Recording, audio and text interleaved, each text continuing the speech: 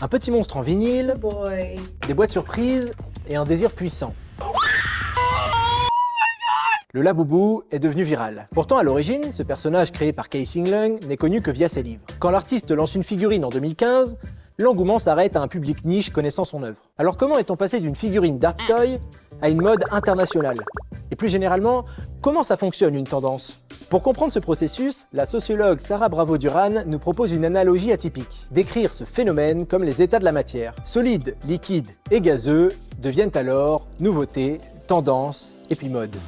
Commençons par la phase solide, genre un glaçon, pour décrire une nouveauté. Elle reste compacte, dense, et l'innovation ne touche que quelques personnes dans un cercle restreint, comme le Laboubou en 2015. La phase liquide, ensuite, est utilisée pour décrire la phase de tendance. Elle se répand, circule, s'adapte et relie les communautés. Vient enfin la phase gazeuse, aka la phase de mode. Elle occupe progressivement tout l'espace. Mais plus elle se diffuse, plus elle perd en densité, jusqu'à complètement disparaître.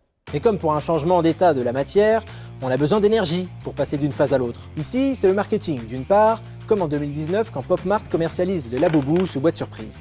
Et d'autre part, ce que la sociologue décrit comme le désir collectif de suivre les normes sociales, amplifié par des influenceurs, comme en 2025, quand des stars s'affichent Laboubou au sac.